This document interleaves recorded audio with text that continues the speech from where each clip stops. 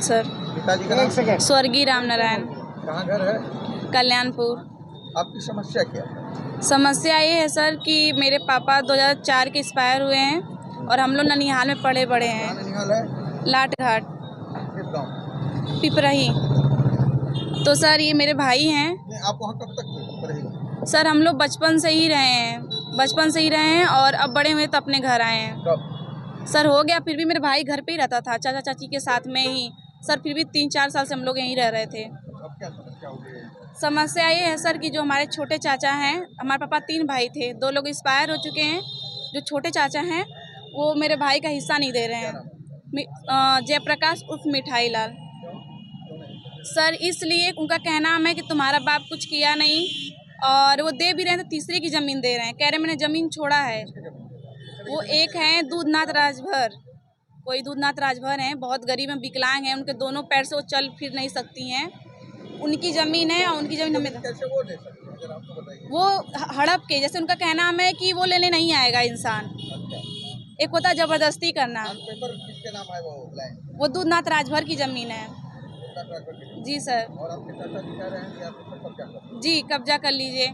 और सर जो ये वीडियो बहुत तेज़ से वायरल हो रही है गजानंद सर की, उसमें यहाँ के दरोगा हैं कोतवाली घोसी। सर ये हुआ था कि 1.5 साल से मामला चल रहा है हमारा थाना घोसी में। मारपीट, गाली देते हैं, चाचा भगा देते हैं, मेरे भाई को मारते हैं, हमें उल्टा पुल्टा बोलते हैं। हमने काफ़ी एप्लीकेशन दी, हम रवि किशन सांसद जी के पास भी गए, हर जगह गए। हमने application SP office, DM office हर जगह दिए हैं, थाना में भी दिए। सर कार्रवाई तो हो रही है लेकिन वो लोग डर नहीं रहे हैं। क्या कार्रवाई अब तक हुई है? कार्रवाई सर पुलिस जाती है मौके पे, दोनों पक्ष को बुलाती है, लेकिन मेरे चाचा जी कभी नहीं आते हैं। वो भेजते हमेशा दादी को, दादी बुजुर्ग हैं तो इसे पुलिस थोड़ा वो जाती है और उन्हीं को आगे वो करते हैं, अपने कभी सामने नहीं आते हैं वो।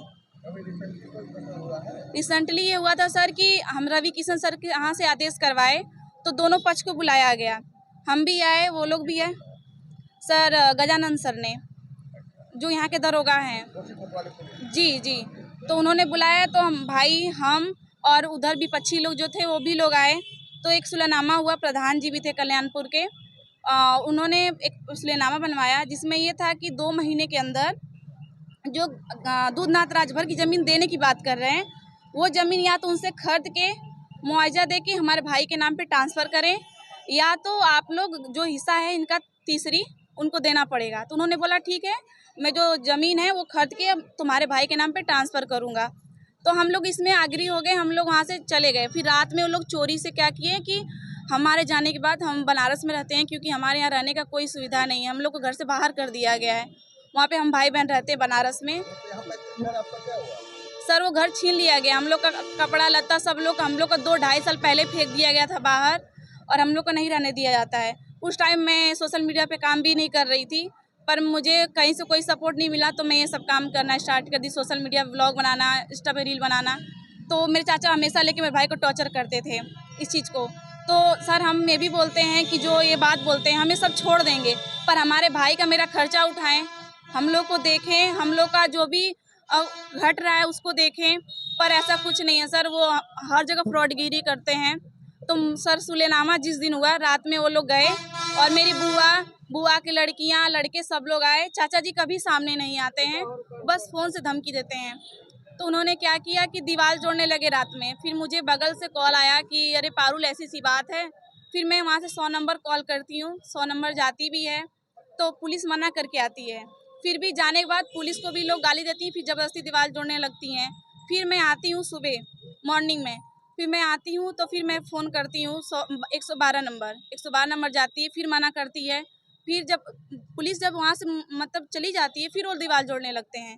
3 बार 112 नंबर जाती है वहाँ पे मौके पे, पर जब चली जाती फिर मैं जाती हूँ, जबकि यार ऐसा क्यों कर रहे हैं आप सब, हमारे भाई का भी हक है, दे दीजिए, हमें घर बनवाना है।